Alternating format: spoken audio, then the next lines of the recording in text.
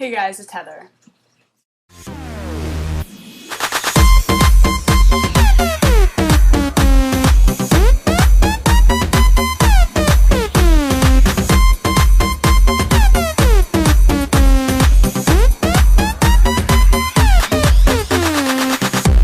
So I'm going to do a video today that a few people have asked us to do over the last few weeks, so I figured maybe now would be a good time to do it.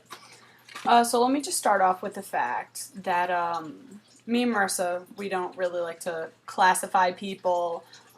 Who you are is who you are. Who you love is who you love, and that's how it is. I don't think that you should fit your life or fit yourself to fit into a category or someone else's version of normal. So the topic for this video is going to be, how exactly do you know if you're gay?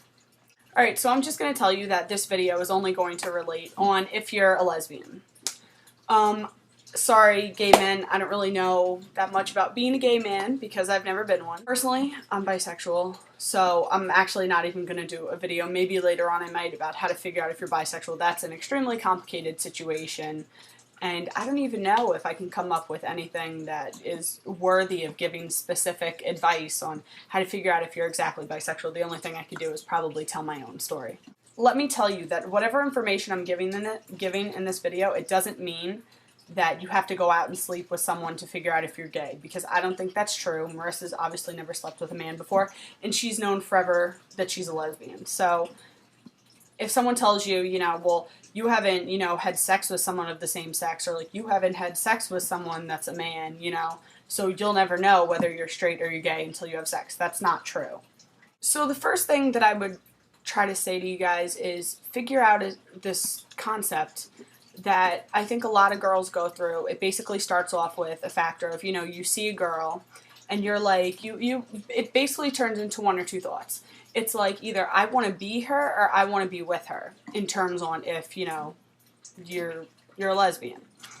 I think a lot of people go through this. I went through this personally a lot with many different people. So what you need to figure out is, let's say you find someone that you think you have a crush on or that you like, and it is a girl, which is someone who's the same sex as you. And you need to figure out if you want to be with her, like you are actually attracted to her, like you're sexually, emotionally, physically attracted to this person, or if you just want to be them. A lot of girls might confuse lust, love, attraction to something that's actually only physical, and it's actually that you'd like to look like them. You'd like to have their life. You think they're so attractive that you would love to look like them. You want to be in their shoes. There's something about them that intrigues you, but it's kind of a thing where you want to be them. That can happen for many girls, even straight girls too. Envy is an extremely big emotion, and I think it happens for everybody at different points in their life. I'm sure you'll meet someone and be like, wow, they're really interesting, or they're really pretty, or, they're really smart, and you have this attraction towards them, but it could just be that you want to be them or you want to be like them, not necessarily that you actually want to be with them. So that's one emotion that I would try to figure out first. If you're not sure and you might be teetering between the two, definitely find that out. Don't run around and go sleeping with people and thinking, I have to find myself and this is the only way I can do it, because it's definitely not. If you have kissed, made out with, hooked up with, a girl and guys in your life, you can sit and try to figure out, who do I enjoy kissing more? Do I enjoy making out with girls more? Do I enjoy making out with boys? That was definitely a clear indicator for me that I actually enjoyed hooking up with girls more than I did with guys. It intrigues me a little more, it really ended up being, what I liked. I mean, granted, I do like hooking up with boys, but there's always just a little more when it came to girls, so I kind of found that as a serious indicator of, okay, maybe you're not completely straight. And what a lot of girls will do is, especially if you're gay, you'll meet a girl and you'll suddenly feel this kind of like attraction to them, and you constantly feel this need to be close to them, not literally be on top of them in like a sexual type of way or want them to be on top of you in a sexual way, but you want to be close to them. You want to be right next to them. Like, you just really have this like strong, like, whether it's a physical or like an emotional, like, need, want to be next to them. That happens a lot. That was also another clear indicator for me that, okay, I'm definitely not straight because there's this girl and I always want to be next to her all the time. Like, I want this broad, like, on top of me at all times. Like, if I could handcuff her to me and live like that, like, I totally would. Not in a sexual way, but that you always just want this person next to you. Or it could be in a sexual way, which is fine too. That is also obviously a clear indicator that, you know, you might not be straight. What I've always done is, since I met my best friend, I met her in the 10th grade. She is what I consider a typical straight girl.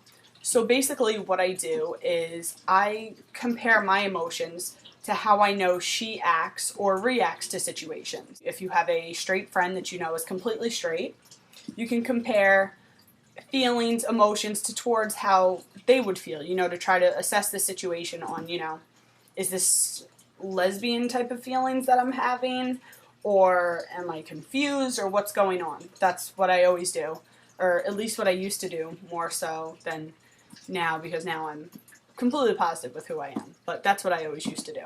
You know, would she feel this way? Would she do this? It's normal to fight with your friends, especially, you know, of the same sex. You know, girls argue and carry on with each other, and they're catty and they're bitchy, and yeah, girls fight.